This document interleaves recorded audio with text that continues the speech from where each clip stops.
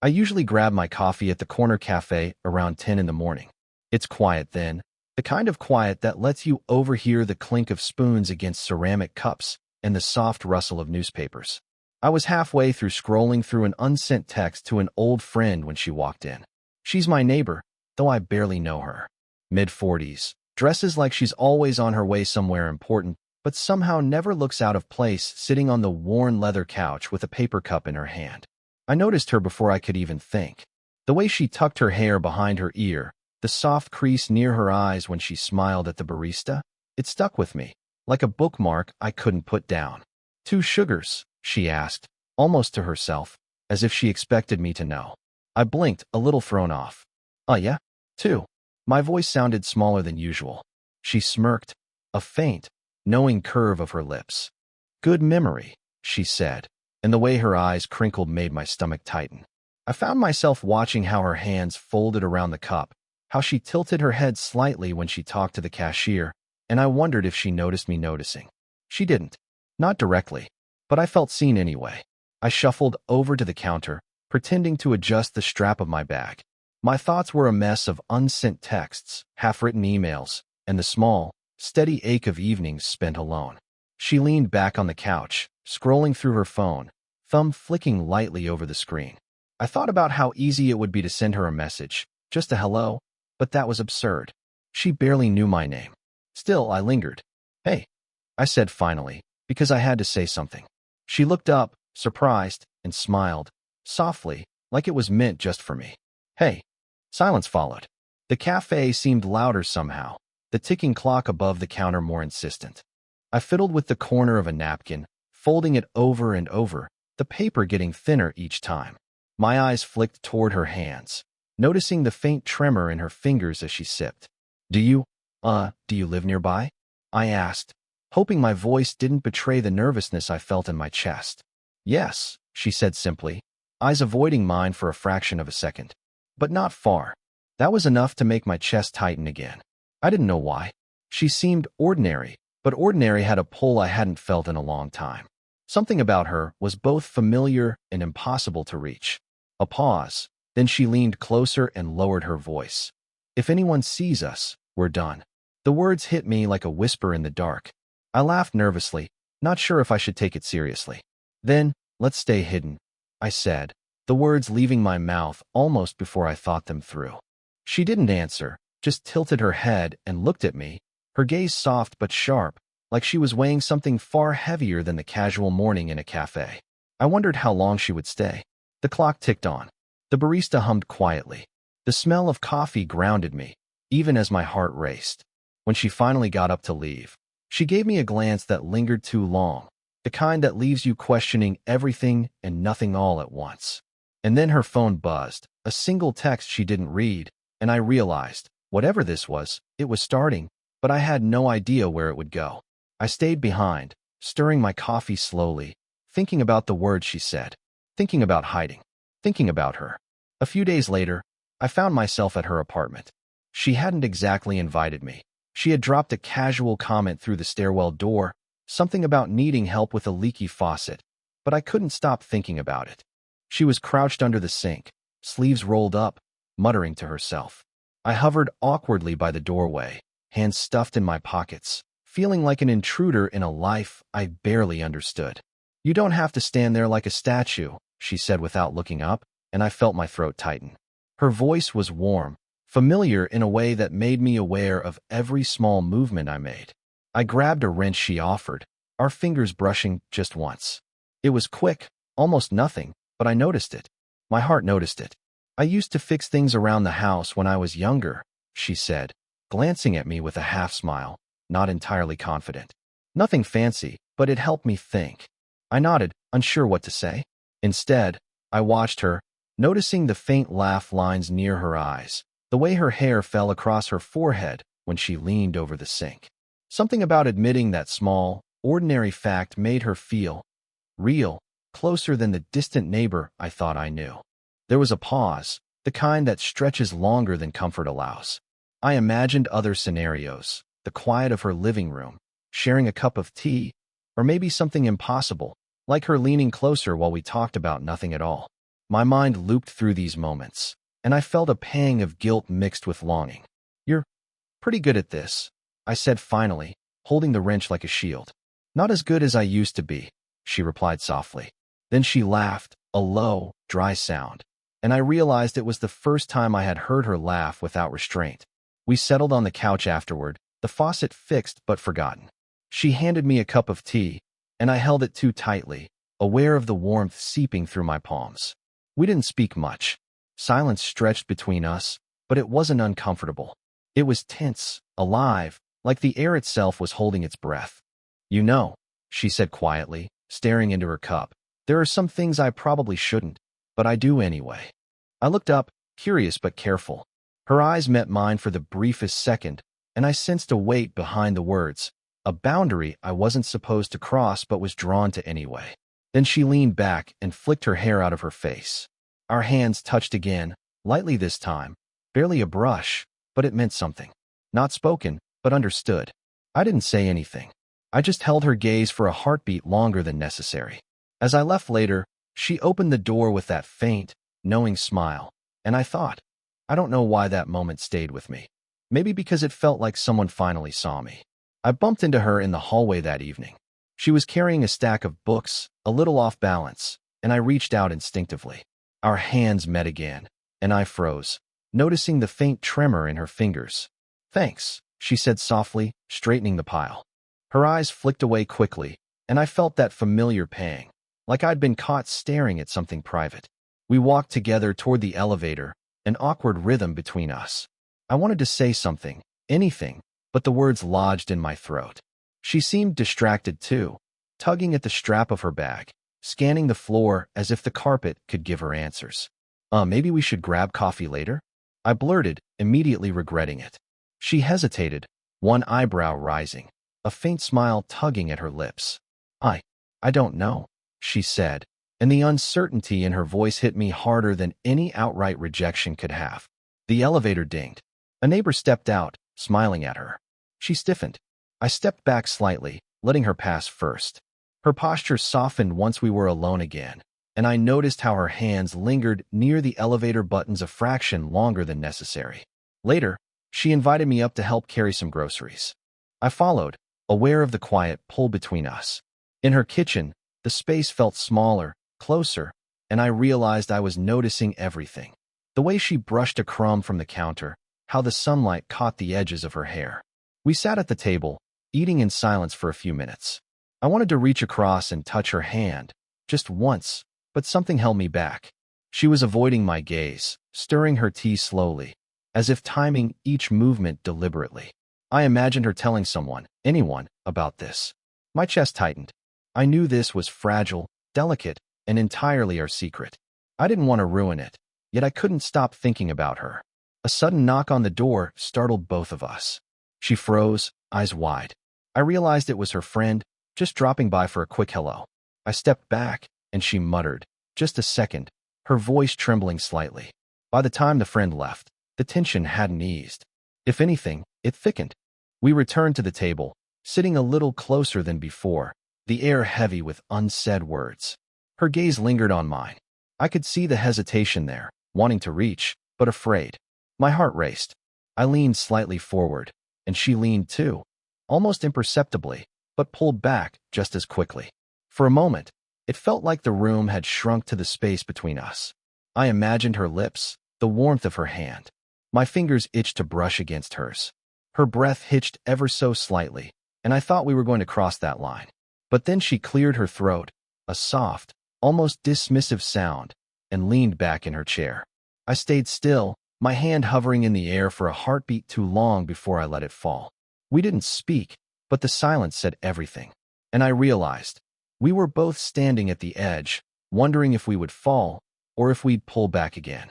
It was late afternoon when I found her sitting on the bench outside the building, the wind brushing loose strands of hair across her face. I slowed my steps, unsure if I should approach or retreat. She didn't look up. "You're out late," I said softly, sliding onto the bench beside her. She shrugged, tugging her coat tighter around her. I needed air. We sat in silence. The park was nearly empty, except for a dog walker in the distance. I watched her hands twist the edge of her scarf, small movements, careful and deliberate. My own fingers itched to reach out, but I stopped myself. "I saw someone today," she said finally, voice low, almost hesitant. I realized she was talking about another neighbor, someone who had joked with her too closely in the lobby earlier. Oh, my stomach nodded. I tried to keep my voice casual, but it betrayed me. She exhaled sharply, a little laugh that didn't reach her eyes. "I don't know why it bothered me so much," she admitted. "It's stupid." I wanted to tell her it wasn't stupid, that it made sense, and that I felt it too. But I stayed silent, letting the pause stretch. Her gaze finally found mine, wary and vulnerable. "I don't like losing control," she said quietly, the words almost a whisper. "Even over something, nothing." I nodded, swallowing the lump in my throat. I knew what she meant. Every glance, every accidental touch between us, it was control I didn't have, and yet craved. We both turned our heads, looking at the empty path before us. I imagined leaning closer, letting my shoulder brush hers, letting my voice confess the things I hadn't dared to say. "You make it hard to think clearly," she said, almost to herself, fingers flexing against her coat. I swallowed again. I didn't mean to." She cut me off with a faint shake of her head. "No, it's not you." Her eyes softened, but there was tension there, too. "It's me. Always me." The wind carried her words away, and I wanted to catch them before they disappeared, wanted to catch her before she pulled away. I thought about all the times I imagined this, just being near her, just speaking, just something. The ache was small but constant. She looked at me again, a question hanging in the pause between us, unspoken but clear.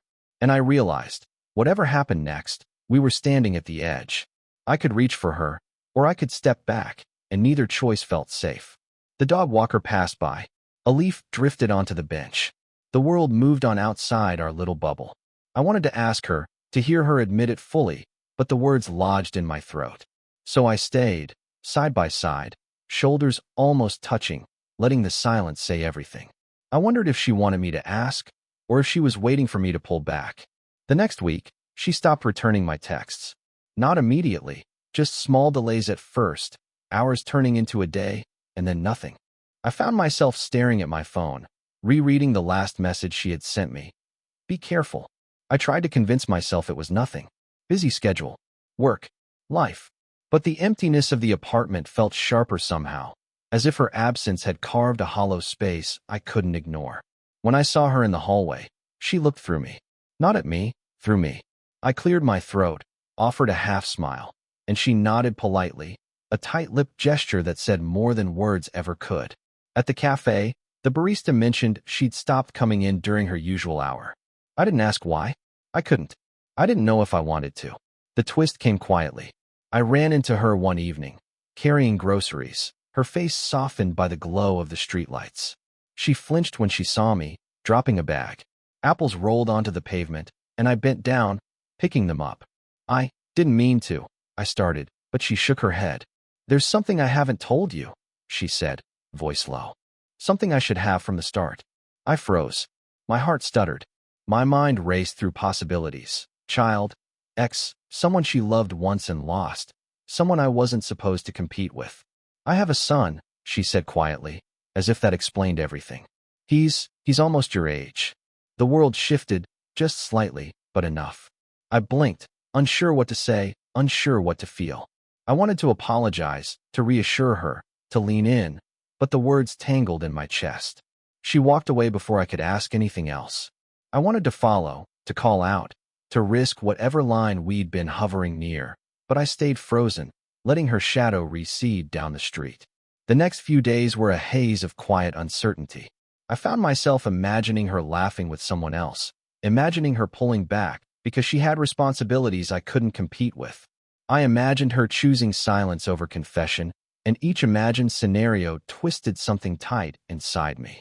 I wrote her a message late one night, a few words that would have meant everything if she had read them. Then I deleted it. Over and over, the cursor blinking back at me. I didn't feel heartbroken.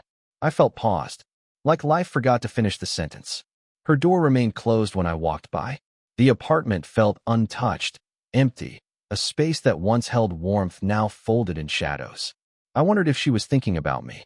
I wondered if she even remembered the small moments, the brush of hands, the near confessions, the bench in the park.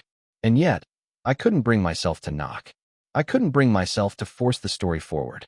So I waited, silently, holding on to fragments of something fragile, uncertain, suspended.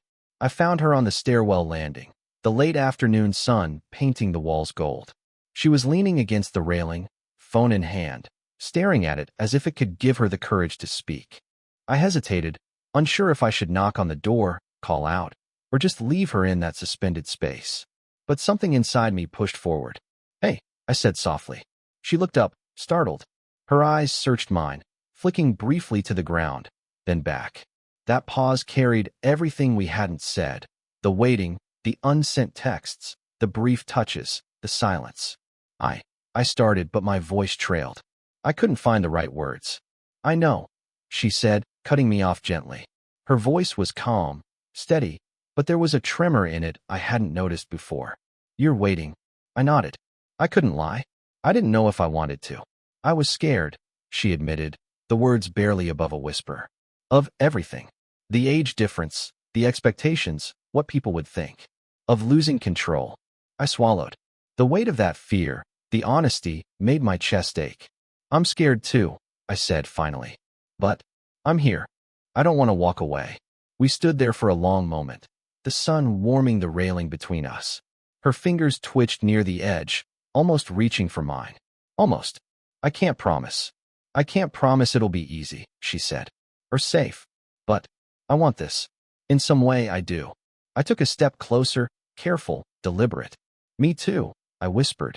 She exhaled slowly, letting herself lean a fraction toward me. Our shoulders brushed, barely, but it was enough. Enough to make the world feel smaller, quieter. The silence that followed was not empty. It was full of everything we had held back. Hesitation, longing, fear, hope. "I don't know if we're doing the right thing," she said, almost to herself. "We're doing what we can," I said. She gave me a faint, tired smile, the kind that carried relief, acknowledgement, and a small surrender all at once. We stayed there, side by side, not touching, not speaking further, just being. That was enough. Finally, she tilted her head slightly. "Okay," she murmured. I nodded, my chest loosening for the first time in days. "Okay," I echoed. And in that simple, human connection, the shared word, the shared space, the quiet acceptance, I realized we didn't need grand gestures or declarations. We had each other, fragile and real, and for now, that was enough.